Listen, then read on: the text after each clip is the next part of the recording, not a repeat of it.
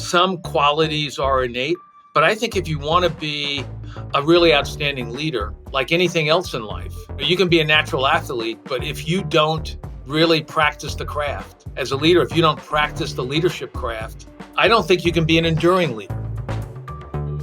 Hi, and welcome to the New Rules of Business by Chief. I'm Carolyn Childers. And I'm Lindsay Kaplan, and we're the co-founders of Chief, the network of the most powerful women in business. Each episode, we take on a complex, thought-provoking leadership question. And today, we'll be looking at a topic that we are all too familiar with at this point, unfortunately, how to lead in a crisis. Because every CEO's nimbleness and resilience was put to the test with COVID. And during these long few years, we've experienced social unrest, rise in hate crimes, a foreign war that feels very close to home, mass shootings, women's rights threatened. And well, Carolyn, please cut me off because this list continues to go on and on. And as we spoke with Alan Murray about in an earlier episode, we're actually in this new age of stakeholder capitalism where businesses can't stand idly by while social issues arise. And in fact, we're even expecting companies, leaders, and businesses to jump right in. A move that has to be both genuine and it has to be aligned with the company's values, but candidly, can also just be super risky. With many of these divisive issues, any decision can be the wrong decision to someone.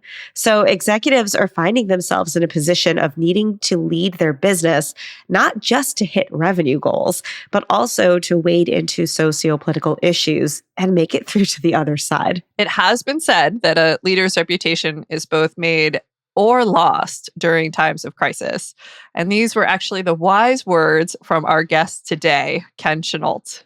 Ken is one of the most influential business leaders of our time. He spent 17 years as the CEO of American Express during both the September 11th attack and the 2008 recession. So I think it's pretty safe to say that he has seen and led through his fair share of crises. Which is why we're so lucky to have Ken on our board at Chief. And he's also been on the board of IBM, Airbnb, and P&G.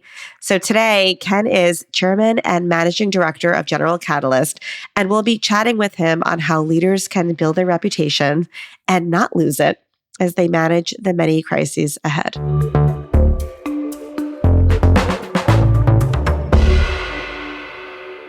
Thank you, Ken, for joining us on the podcast. We're really excited to have you here today. It's great to be here. There's just been so many times where you've told us your perspective of leadership and the leadership principles that you live by. And we'd love to kick it off by opening it up to you to share a little bit of that leadership philosophy here. For me, my mantra is the role of a leader is to define reality and give hope. Now, that is a quote that I paraphrased from Napoleon. So I don't want to wind up like him. But to me, it's the most simple definition of leadership. What is really challenging sometimes is to define what reality is, because there's so much uncertainty in the world. There's so much uncertainty in business. And so part of what you've got to do as a leader is give people context, give people the truth, and help define what's real. But that's not enough, because that, at the end of the day, is a situational analysis. Now the question is, what are the tactics, what are the strategies that you're going to deploy that will give people the confidence and hope that they can succeed and the company can succeed? You've said that reputations are made and lost during a crisis. So what are the defining characteristics or traits that leaders need to fortify themselves with when managing through a crisis? So, Lindsay, I think what is most important in the crisis is you've got to define what are the core priorities that you need to focus on. So, for example, if you're dealing, as we have certainly over the last 2 years, with the pandemic, in the beginning, what was critical was the first priority needed to be your people. Second is, what context are you giving people on almost an hourly basis? Because part of what you've got to do is give people context so that they understand the reasons why you're taking certain actions. I think third is you've got to be transparent. You've got to constantly communicate with people. Because what happens is in a crisis, if you hunker in the bunker and don't get out and talk to people, that's going to be a major problem. And then I think fourth is let people understand and know here are some actions that we're taking that can move the business forward. Because most people in a crisis will only react defensively. And it's important that you understand how to protect your business. But my strong view is that in a crisis, you actually should get stronger. You need to look for opportunities to move your business forward because most businesses and most leaders in a crisis will operate 100% defensively. So if you can understand what are some offensive moves that you can take, you can emerge from the crisis stronger. Yeah. So you yourself have managed a business through many such challenges during your 17-year tenure as CEO of Amex. You've seen a company through a number of crises from 9/11 to the Great Recession. So can you just share one of the most defining challenges that you have dealt with and how you led the company through those moments? Yeah, I would say for me, what was defining from a leadership standpoint was my first year as CEO. And there were two situations that had a real impact on my reputation, both internally and externally. The first was 6 months in, there was a business that we spun off that is Ameriprise, a very successful company. But went 6 months in, and it was a business that I had not managed, we had to do a write-off of high yield bonds of around 1.6 billion, which at that time was a big deal. I was very transparent that I thought that we did not understand the implications of some of the investments we made. And people thought, boy, how could this person be transparent and admit that? And what was defining is it was the first time I was meeting Warren Buffett. I was frankly nervous because this is the first time I'm meeting him. And so I said, Warren, I just want to tell you, I know this is probably upsetting news for you, but this is the truth. This is what happened.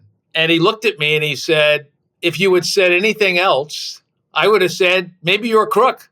And so that was just such a reaffirmation of the importance of being truthful. And then the second, obviously, far more challenging moment was 9/11. That's where I really understood what leadership was about because I didn't have a guidebook that I could follow. One of the things at a very human level was we lost 11 of our colleagues. I was in Salt Lake City when the attack happened, and I couldn't get back for 2 days. But the first thing I did when I got back to New York was I started to visit the families that had lost someone.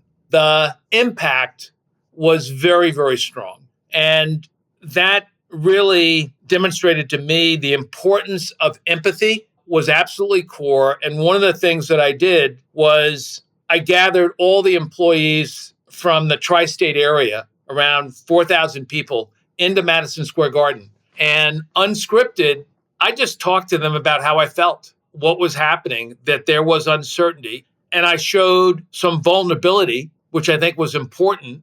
The first directive was focus on the safety of all of our people around the world. Second was focus on the safety of our customers all around the world. That was the priority. Then the third was let's understand what are going to be some of the impacts on our business going forward. But the focus was first on the people, then it was the company, and then it was putting together the strategy. And so one last piece of this, which I do think is important from a leadership standpoint, which reinforces the trust, is I recognized because of the changes that were happening in the travel industry, that we were going to have to make some fundamental changes.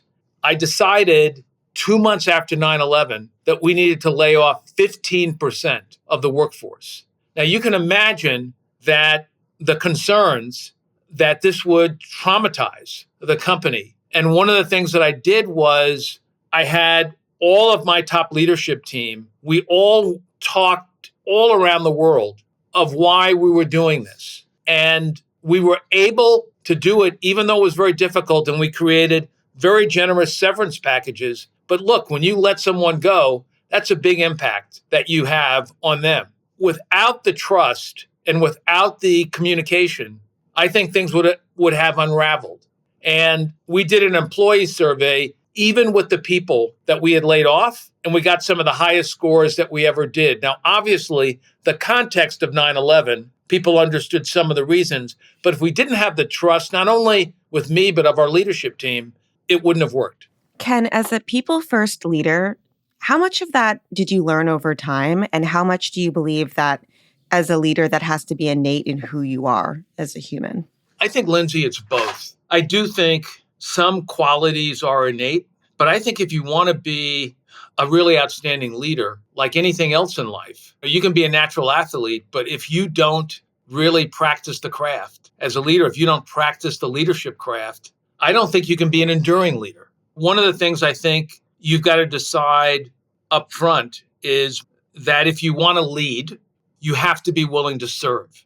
That's a conscious choice that I made, that I want to be of service. So I am more in the servant leader mode, and that's consistent with who I am as a person. But growing up, I always wanted to be a leader, but in the times that I grew up, I wanted to be a civil rights leader. I didn't know that much about business. I wasn't that interested in business, but I knew that I wanted to be a leader. And given the whole issue of race relations in the United States, and given what was going on in the 60s and 70s, that's what I wanted to be.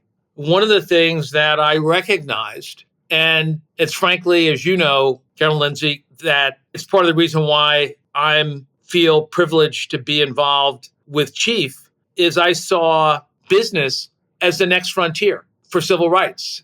I think it's about empowerment. And that just is totally consonant with who I am. And I want to dig in there. As you mentioned, you started off wanting to be a civil rights leader and you went into business. What do you think the role of business and corporate leaders is today in society? So I think, Lindsay, as you know, because we've talked about this, the reality is the expectations for leaders in corporations has certainly evolved. One of the fundamental points that I make is that corporations exist because society allows us to exist. We have a responsibility to, in fact, improve society. If you want to build an enduring company, you have to care what happens to our society. That's the first fundamental point. The second is companies speak out for their own interests in society. Companies lobby for their own interests. I think it's important on some core issues that companies do take a position. And one of the points that I've made to people is, as we have moved to a more diverse society, the expectations go up. I'll be very direct. If we were back in the 50s and it was all white males, we wouldn't be having these issues.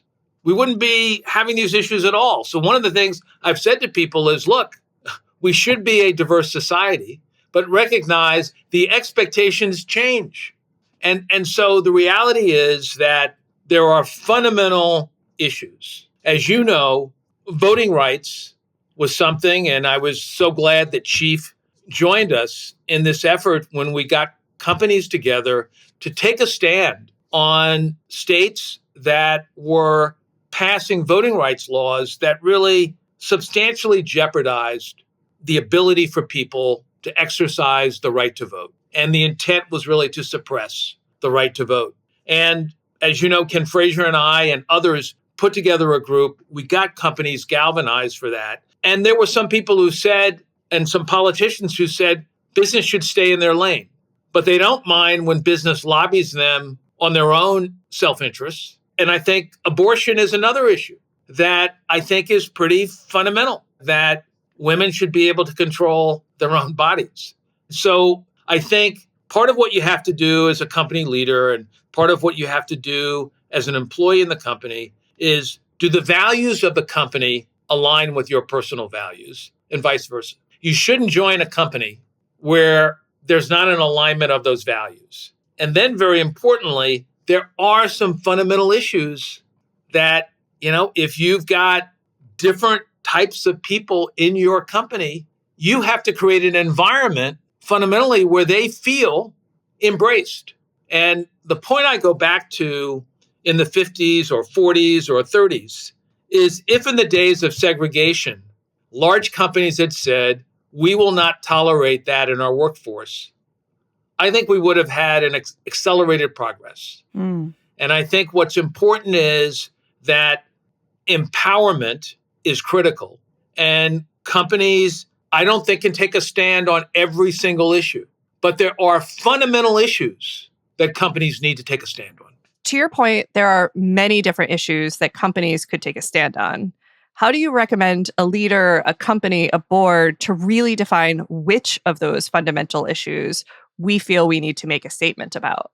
Everything you do in your business strategy and in what stands you take should be based on the mission and the values of the company. Second, for me, is I look at the issue of fundamental rights. Voting rights is fundamental. Right to abortion is fundamental. And so those two screens are important to me. I think you got to be very clear. I think then what you have to do is based on the mission and values of your company, you need to put those issues through the screen. And I think I go back to it should be discussed at a board level. Here are some of the issues that may come down the pike so that you're letting your board know. And I think that this concept that I've talked about, which I think is really important, is enduring companies have to be concerned what's happening in our society because we need a healthy, vibrant society to succeed in the long term. And I think this is a difficult, complex issue. But I think if we ground it in protection of fundamental rights, if we categorize it, here are issues that we need to think about because it's not aligned with our values as a company. So I think we should be thoughtful. And I do not think that we should speak out on every issue. I do think that you can go to the extreme and it should be a few issues where you take a stand. And I think there's even a question for a lot of companies of, well, what is it that I need to do? Do I just make a statement? Do I actually take action? It's hard to know the level of depth that you go. And I look at what you have done. And for some issues, you have said, I'm going to take an even deeper stance here. And one of those initiatives being the 110 initiative.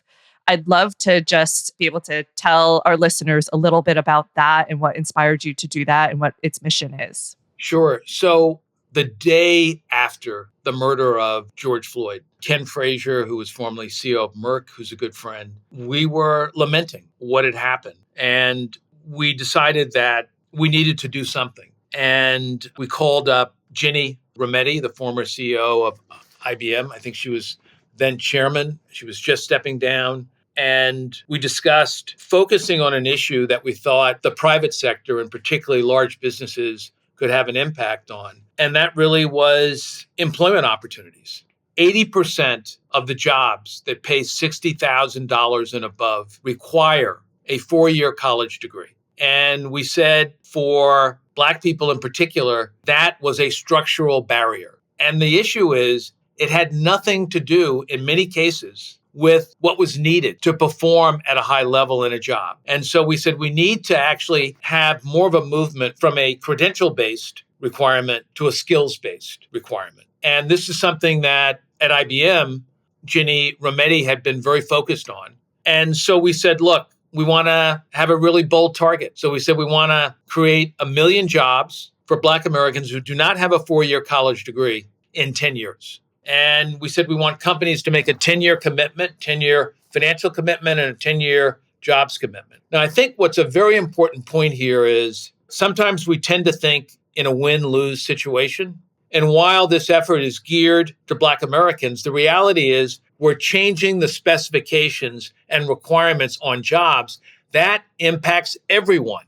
So part of the messaging is that this benefits everybody. And I think that this is something that I believe could have a transforming impact on our society. If we think of all of the unlocked potential, and the reality is part of what we should do as leaders is question the status quo. And the status quo is a 4-year college degree. Now, I'm supportive and want people to go to college, but I don't believe people should have to go to college to have a family sustaining job and to have a job that they are proud of and enjoy. And that's the focus. As somebody that absolutely loved my time at college, I can tell you creative writing degree, helpful, but probably not a necessity in business. So, I'm curious, Ken, since a lot of companies made pledges in 2020 around all of their DEI initiatives, pledges to change their leadership team, changes around how they were looking at equity within their businesses and fighting for inclusion and against bias. What grade would you give corporate America coming out of 2020? We've seen a few years have gone by, a lot of big talk. Overall, how do you think we've netted out? I would give them an incomplete grade. Wow. Because the reality is that it's all about outcomes. And so I do think there have been, in a number of cases, some very good efforts taking place, but we haven't yet seen the concrete results. Lindsay, this is about, as you know, persistence. The issue is people will try things for 2 or 3 years. And that's why one of the design elements of 110 was you got to make a 10-year commitment. And that was to reinforce persistence. I believe that there are a number of companies that take diversity very seriously. I think what we've also seen post George Floyd is some of our elected officials questioning the need for diversity and trying to intimidate people from not, in fact, having diversity training at their companies. So I think what's going to be important here is we've got to show real progress. I mean, the reality is we need more women CEOs in top positions. We only have, I think, 4 or 5 Black CEOs. In the early 2000s, there were like 10 or 12. So at the end of the day, what I do think is important is what are the outcomes? And the reality is representation, that's a concrete outcome. And so that's why I give the incomplete. And I've said, I like the attitude. I like the statements. The effort is good. But all of us, we run our life by what are the outcomes? And that's what we got to see. So, Ken, given the change that's happening right now in business post-pandemic, what advice would you give to the new guard of leaders? I think you've got to have a very open, inclusive, global perspective to everything you do. And some people might say, well, if I'm only a US-based company operating in the US, the reality is we're all impacted by what happens globally. We clearly have to be focused on our local market, but we got to have a broad, inclusive perspective. I think second is innovate or die. I really believe it. I mean, there's no middle ground here. I think you got to innovate. The third is focus on your talent. There's nothing more important than developing your people and get to know them. Show them that you're human. Let them know what are your beliefs. Communicate your values, not just through words, but through actions. And put together a strategy and a mission that inspires people. That's what I think you have to do from a leadership standpoint. So speaking of mission and needing to put that together as a leader, what would you say your personal mission is today? I would say my personal mission is to make a lasting impact on society. The way I thought about myself at American Express is I said fundamentally from 1850 on, American Express has been a service company. And when you're of service, you want to make people's lives better. In my role now at General Catalyst, I really want to, as our mission is to invest in powerful, positive change that endures. And at a personal level, as I said, I want to make lasting impact on society. I want people to be able to point back and to see initiatives that I was involved in that have had both a real and lasting impact. I will say, if that is your personal mission, as an observer of it all, you have had a tremendous impact on us at Chief as well as many of the other places and initiatives and companies that you have been a part of. It has been ubiquitous as we were having early conversations. The number of people that told us, wow, you would just be so lucky and honored to have Ken on your board and part of that journey. You are nailing that mission. Yeah, I think Carolyn's giving you an A. Is that what I hear, Carolyn? There's no incomplete grades here. We talk about the role of the company in society, but the role of boards has actually been one that I think has come into question over the last few years as things have played out in certain companies. You have been on the boards of some of the world's largest corporations and companies. How do you really see that role? What do you view as the most important impact that you should have as a board member? Let me first start off with what boards shouldn't do. What boards shouldn't do is try to manage the company. That's a big mistake. If you're in top management of a company, you do not want a board that is trying to manage the business on a day-to-day basis. To me, what the priorities are for a board member is one, first and foremost, to ensure that the strategies that you are presenting have been well thought through. I think a board can be helpful in that. You should be using your board to help you think through and refine your strategies. What I think is most important, however, is helping top management with talent development and succession. Because again, back to an enduring company, what's more important than making sure you've got outstanding leadership? And I think a board can be helpful there. Third, and I think there are differences between what I would say a very large established company and a company that's at an earlier stage, is when you're on the board of a company at an earlier stage, you want to really help them grow. And you need to be involved. So if you need me to call someone or talk to somebody or whatever, as a board member, you need to be prepared to do that because you should be in service to the company. Amazing. Ken, I want to close this up by asking, what is the best piece of leadership advice that you've ever received? And what is the worst piece? And I'm really curious what bad advice you've gotten over the years, because I think you are a fountain of great advice. So I'm curious in particular what you have rejected as terrible leadership advice.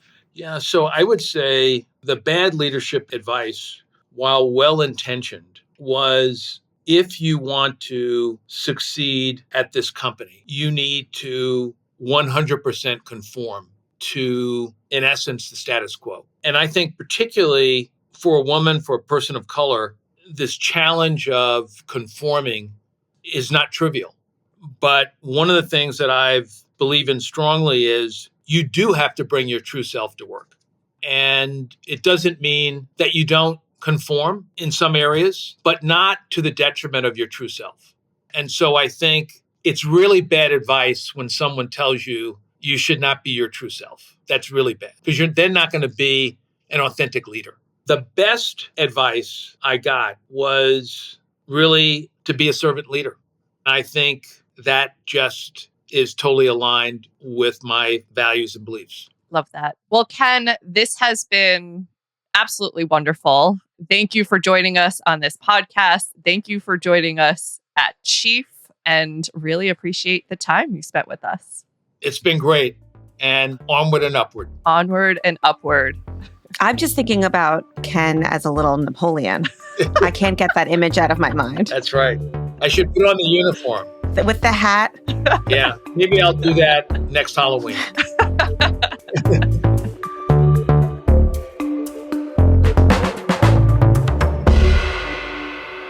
That was Ken Chenault, the chairman and managing director at General Catalyst and one of Chief's earliest advisors. And as always, every time we talk to Ken, such an insightful conversation. For sure. But now I really want to see Ken in a Napoleon costume. Yeah. Well, while Napoleon may not be the person we all look to for leadership advice on a regular basis, that mantra, at least, is a really good one: to define reality and to give hope, which may sound simple enough, but is actually a really big act of radical candor.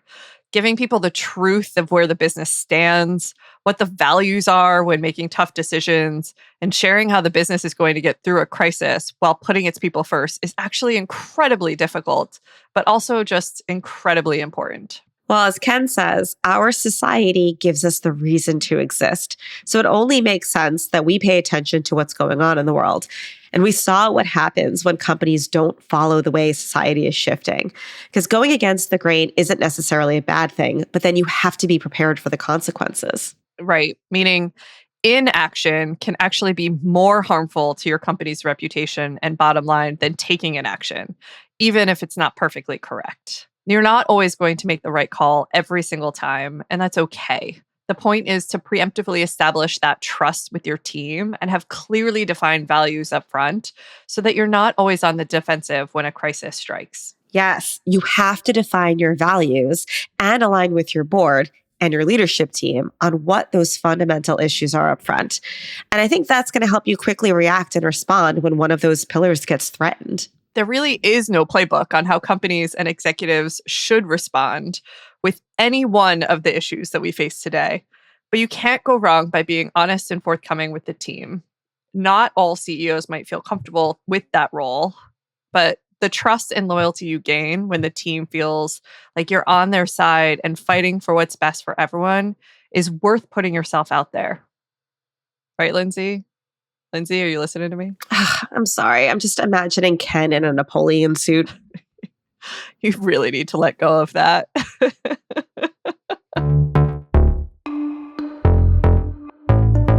That's all for this episode of The New Rules of Business by Chief. Don't miss out on all of our Chief content. You can get more podcast episodes by following this show on your favorite podcast app. And if you're more of a social media person, find us and join the conversation on LinkedIn. But if you're ready to up the ante, and if you're thinking about becoming a member of the Chief Network, head to our website, chief.com, where you can apply. As a member, you'll be connected with the most powerful network of executive women across the country. Thanks Sharon Yee, Courtney Conley, Katrina Conanan-Rial, Blaine Edens at Chief, and to our production team, Pod People, Rachel King, Matt Sav, Amy Machado, Gina Moravec, Hannah Pedersen, Madison Lusby, and Michael Aquino. Our music is by Colin Hatch. I'm Carolyn Childers. I'm Lindsay Kaplan. Thanks for listening.